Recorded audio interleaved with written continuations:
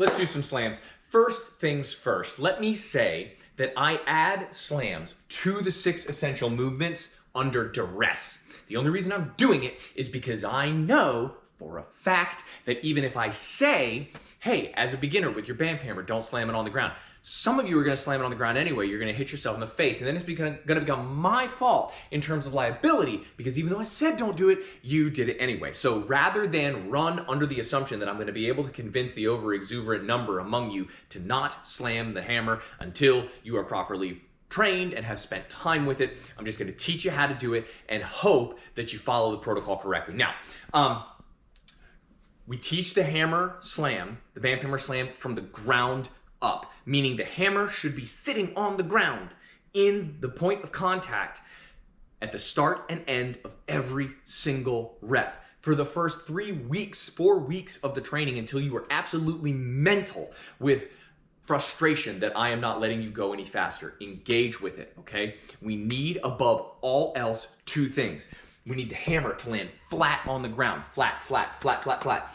If it lands flat, it is going to make a very distinct popping sound. That is your indicator that the hammer hit the ground correctly. That needs to happen first. 9 times out of 10, we need to get good ground contact for these 2 reasons. Reason number 1, if we're tilted to one side or the other, it's gonna boom, it's gonna bounce, it's gonna bounce. Now, the handle of the hammer is deliberately round instead of cylindrical, so that if it does bounce funky, you can release your grip just a little bit and it will roll in your hand. If it was oblong, like egg-shaped, the way an axe handle is, that's gonna be less easy to do, and it's more likely to lead to wrist injury, so that is intentional. The other thing that we want to avoid is if the hands are too close to the ground at the moment of contact, or the hands are too high, the hammer's not going to land flat. And if the hammer doesn't land flat, we start to see increased variables of rebound. All right, that comes later. That's more complicated, but that's reason number 1. Thing number 2, we want to make sure that you can, with regularity, return to this hip position without fail. Okay, stacked spine. Tension, tightness through the glutes, through the hamstrings. Tension is up in the quads. We're balanced over the midfoot, and the hammer is landing flat. Before we do intensity, putting the hammer intensely into the ground, hitting the ground as hard as we can, before we do that, this needs to happen. Because if we don't return to this position, there's no way we're going to be able to get intensity here. And that's why, as you go over to the 12-week program, that's why the steps of progression are the way that they are. They're deliberately intentional. I need you to slow down. Slow down, okay? Engage with the reps. Do it right. I want in your training notebook the notes after your slam workouts to be like, I'm hitting it perfectly every single time. Why won't he let me go faster? That's what I want. That's the goal. That's what I'm trying to get you to do. Most of you aren't going to do it, even though I say it here and I'm going to say it there and I write it all over the place. I just don't want you to hit yourself in the face. I've hit myself in the face. It hurts. So that's the first thing that we're going to look for, returning to this position. So we're going to start here. You'll stand into the swing, bring the hammer up so we're fully standing. You're going to want to squeeze, okay, rip the paper like we talked about. Glutes tucked underneath, all the power goes up into the hammer. We're going to get the hammer to break the eye line so it goes at least as high as the sight line that you're looking for, you're keeping horizon. All right, then you're going to sit back into this position. We will not think about adding intensity until like week number 8, week number 9 of the 12-week program. Intensity can't happen if you're hitting the ground incorrectly. It just can't. Allow yourself to be patient, okay?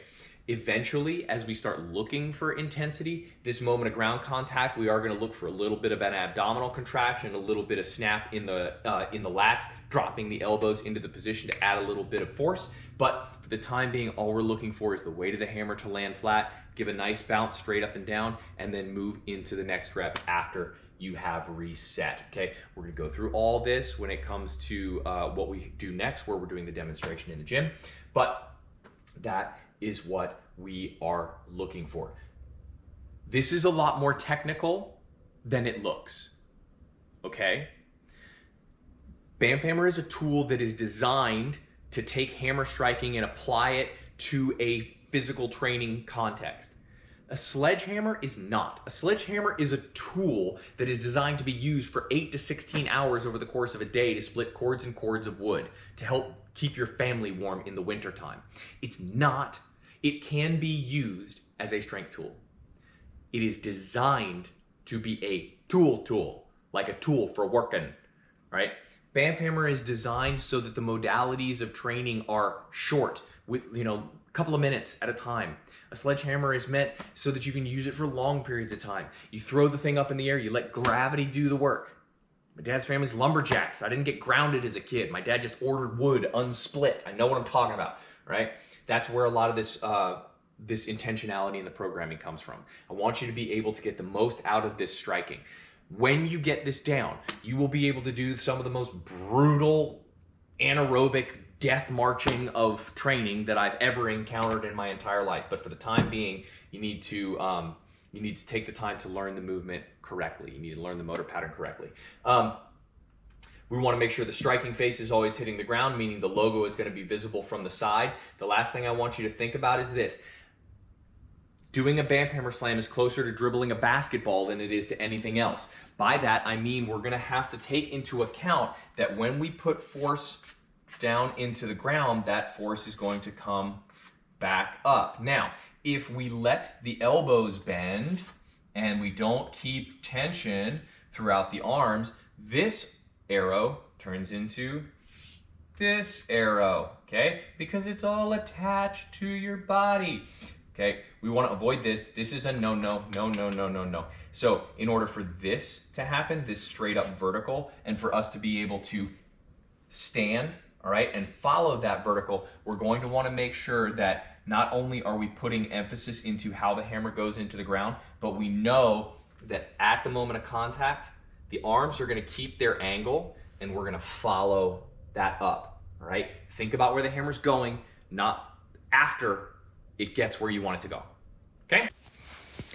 Let's do some slams. Now, fair warning, slams are a fairly advanced movement, but I knew if I didn't teach it in the beginning, you guys would slam the hammer anyway and end up hurting yourself. So the point of this is to encourage the information of your better angels. So the most important thing we need to find here is your starting position, all right? The hammer is going to start with the head flat to the ground. All right, I'm going to have to raise the handle up a little bit in order to get that done. Now, what I want you to take a look at is, I'm going to make a little Z here. Well, that was too long. Okay, we're going to make a little Z. There's 1, 2, 3. All right, this position is the most important part. We're not going to worry about the hammer yet. So this guy, don't worry about it. Other than getting him to land flat, we're not overly concerned about what the hammer does. What we're going to try and do is take, I got rid of my, that was a good Z too, darn it. Okay. Okay. What we're going to focus on most is starting the movement and returning to this position. So what I'm going to do is I'm going to take a two-handed grip. That means one hand is higher up on the handle than the other. The lower hand is the control hand. That's down at the pommel. All right. I'm going to keep my shoulders back and depressed down. And from here, I'm going to stand up.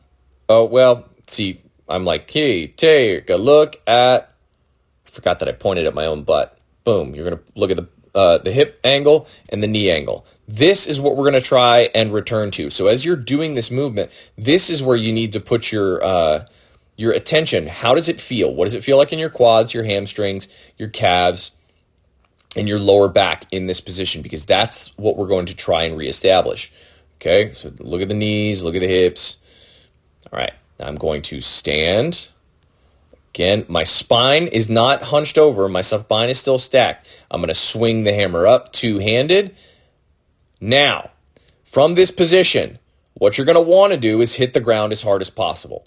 I don't want you to bring the hammer up any higher than the top of your head. We're just trying to get it to break the eye line here. All right? Because what we're focusing on is returning to the hip position. So now I am stacked up tall, and the goal is to reestablish this hip position. Boom, at the moment of contact. All right? That's what we're trying to establish. Because if my hips, spine, and my quads, calves, and spine are in the correct position, the head will land flat. You can't repeat the Banff hammer slam over and over again if the head doesn't land flat. And there are probably a couple bad reps in here because they're not all perfect. Because the hammer goes all wonky and that drives your timing off. So the reason why you're going to start this meticulously with your slam is to establish the return to this position every single time. All right. Notice I'm switching hands here between every rep. So I'm spending a lot of time in this lower body position, lower body tension position, fold, pop, and sit. Okay, we're not trying to put any momentum into the ground yet. Now, we're stopping here because I want you to take a look at these. Oh, I can't really see it when you do it like that, coach. Look at your hands. All right, we started, let's back up. The moment of contact, the hands are in a very different position than they are now. I'm allowing the hammer to come back towards my body, okay?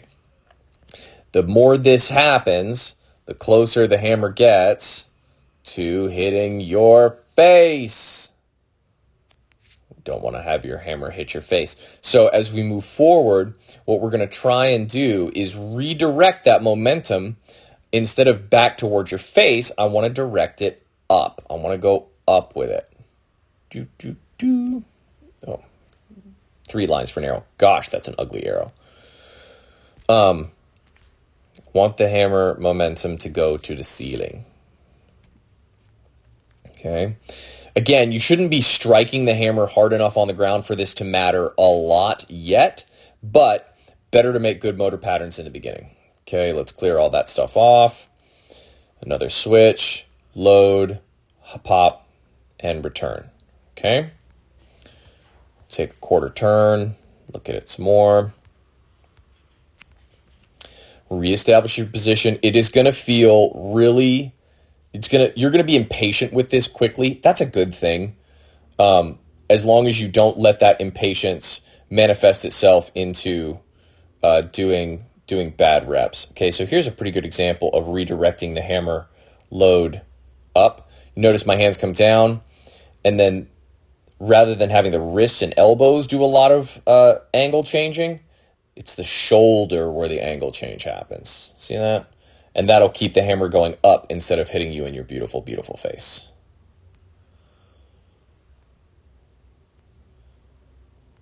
There we go. So that is how you're going to start learning how to do the slam. And depending on the surface you are slamming, grammatically, that sentence didn't make sense. Depending upon which surface you slam, the auditory feedback of the hammer landing flat is going to be different. But when the hammer lands flat, you get a very different sound than if the hammer lands cockeyed. If the hammer lands cockeyed, it'll be kind of a whoomp sound. And if the hammer lands flat, it'll be a nice crisp crack, which is what we're looking for. Okay, here we have a setup for single slams with a swing break. Okay, single slam with a swing break. And I'm going to keep one hand in a position to dominance this entire time. Believe in this video, it's my right hand. But what we're going to do here is get in the habit of doing a single swing or a single slam and then resetting each rep with a swing. And as you're first learning, this is beneficial. At least I find it to be very beneficial because you can kind of take a moment to reflect on how the rep went before you move on to the next one. Okay, so I'm going to take my right hand is down there by the pommel. That means that hand is in a position of dominance. I'm going to stand through swing. Okay, and again, in other slam videos, we're trying to establish this, but the thing that we're looking for, or the thing that you are looking for, is finding this position, okay, and returning to this position at the moment of contact. All right, that is what's more important than putting inertia and force down into the ground. Okay, so here we go. There's a swing, getting the hammer to land flat. All right, my wrists are relocating underneath the momentum. So that's the moment of contact. Right there, the first thing that happens is I get my wrists underneath and start redirecting that momentum straight up overhead. Okay, I'm going to push off, find my hip position, fold into the swing, okay? Fire through the glute, here it comes. My left hand comes back onto the hammer, and I'm keeping an eye right there where the hammer is going to make contact with the ground. That's what I watch. Oh, I was almost perfect with that circle, but it's going to annoy me that it's in the wrong space. Okay, I'm looking right there. Okay, follow the momentum up a little bit, push into the swing. Again, my right hand is maintaining its position of dominance that whole time. Okay, and this is a great way to take what you've already established is your ability to get the hammer to land flat with individual reps taking more rest time, and just speed it up a little bit because we've added that swing in between. So you're doing multiple slams, and as you move forward in the program, this is one of the things that you're going to start to see where we're increasing the cardiovascular load because we're not stopping and letting go of the hammer, standing up, resetting. This is something that should only happen after you're technically accurate. Let's say 9 times out of 10. It's going to take a little while. Please be patient with yourself. Remember, we don't care how many bad reps you do. Boom, sitting into it. Actually, and you notice that rep, notice the redirection. Okay, the hammer's moving off to the side. That means my grip was not great. So I think, if I'm remembering this correctly, what I'll do is I'll sight the hammer, I'll sight the head. There you go. Just keep an eye on it on the way up to double check that I'm looking at a flush plane, and then the next piece of contact, boom. Okay, actually that still wasn't perfect. Oh well, as long as you learn from the rep, as long as you learn from the mistake and you don't injure yourself along the learning curve, that's fine. But that is a slam with a swing break. All right, we're going to take a look at another slam variation. This is a slam with a swing break. The difference here is we are going to alternate hands. And this is one of the first times where there's a dynamic kind of looking into the future in terms of understanding what hand is where and what hand needs to do what in order to accomplish our goal. So I'm going to set myself up in a bottom of the slam position. Okay, this is going to be habitual for the first 12 weeks. It's really a good practice to get into in general, at least for the first couple of slams, just so you're reminding your body what its goal is, which is to reestablish this hip position. I'm going to stand in the swing. My right hand is in the position of is that right? Oh, no. My left hand is in a position of dominance right now. Okay, so I'm going to do my swing, get my hammer to above the head position, sitting into my first slam. Left hand is in a position of dominance. Okay, now here's where we start to look at a shift. So what I want you to pay attention to is all going to happen right in here. My left hand has come off, all right? And my right hand, I wish I could zoom in on this thing, but my right hand is going to relocate. There's this space that is now between my pinky finger on my right hand and the pommel of the hammer. As I do this swing, what's going to happen is my hand is going to slide towards the pommel. There's the catch. So the pommel is now in contact with my pinky finger. I'm ready to do that swing. I'm folding, kicking into the ground, violent posterior chain explosion. Okay, switch.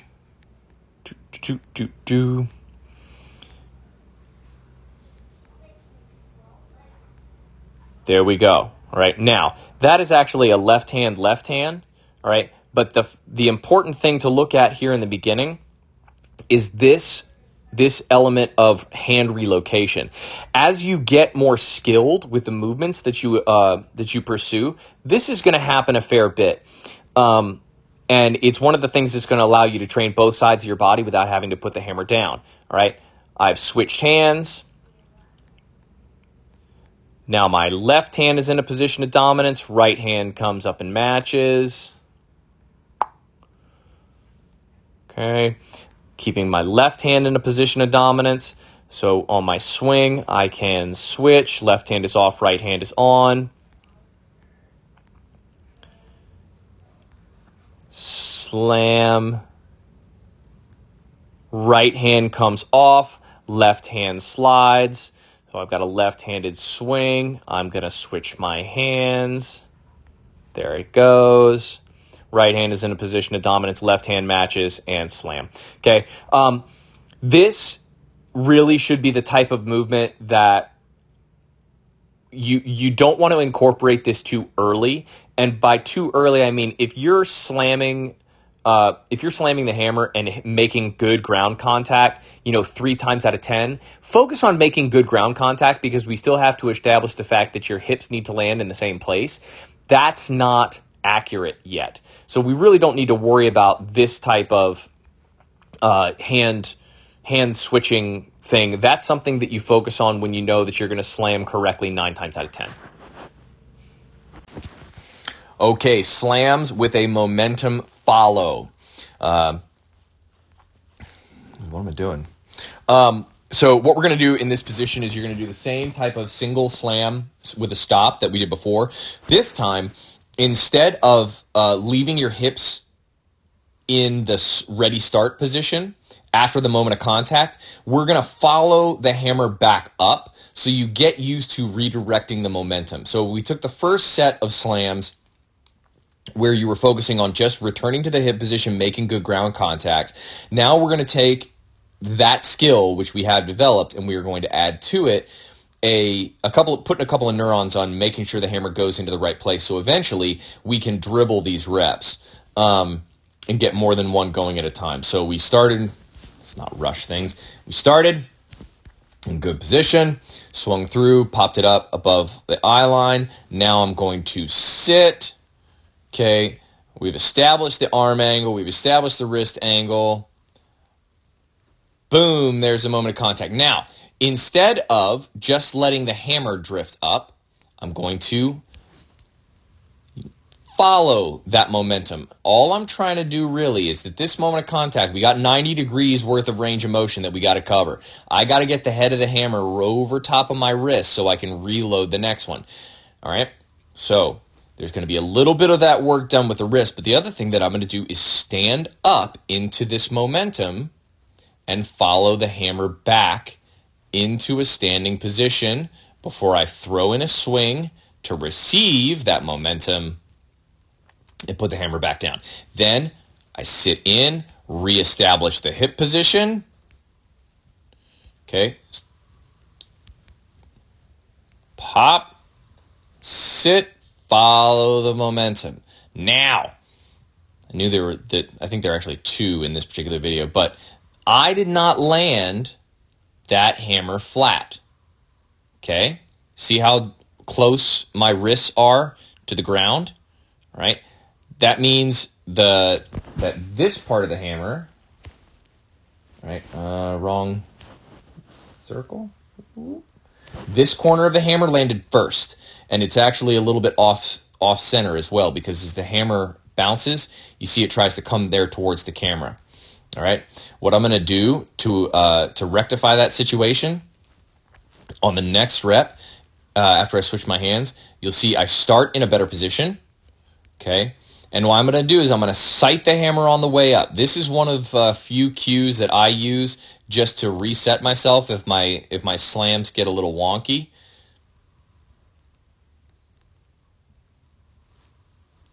And you see we have a much better result as I stand into that momentum.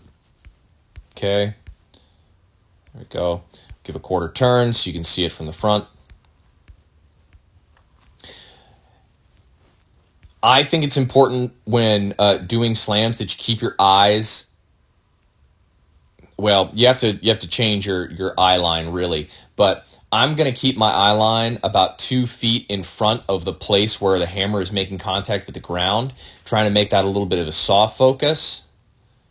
Again, following that momentum up, throwing in the swing to receive the load, putting the hammer down,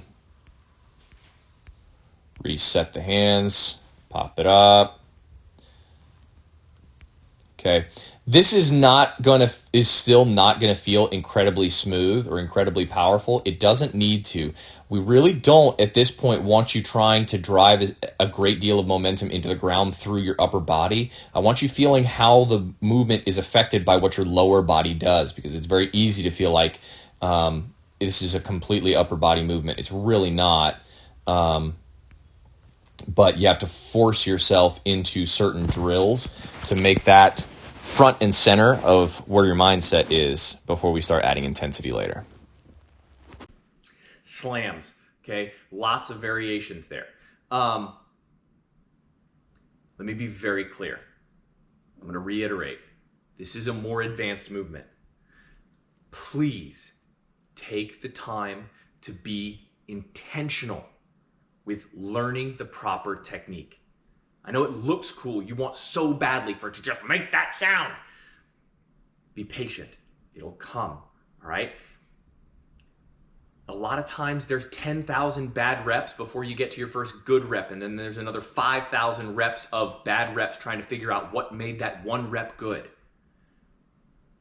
That's the 10,000 hours of learning to be an expert. Embrace it. Take the time. Don't rush yourself. Do not allow yourself to be rushed. When you rush, that's where we start to allow, the seed of injury to be planted. Please don't. Please don't. You can always shoot video over to us and I will take a look at it. We can schedule some time to hop on a video call and figure out what is breaking down with your technique. If you can't see it on your own, film this, okay?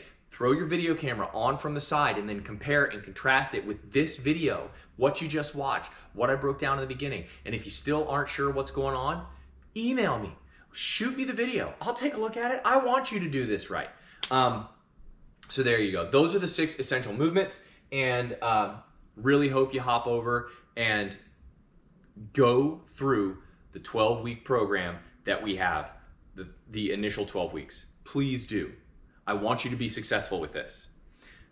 My path to get where we are now is 10 years long at the filming of this video, and I've injured lots of different things. I almost shattered my hand. I've hit myself in the face, the shoulders, the legs, the back. Legs, back, hands, neck, himself in the neck, almost dislocated this shoulder. I've done all the stuff. And that's what I bring to this training. Like, here are the mistakes that I've made because I don't want you to make them. Equipment in and of itself is not dangerous. Unintelligent approaches to the use of that equipment, that is dangerous. Kind of like that with a lot of things. So happy hammering. Welcome to BAM Hammer Nation.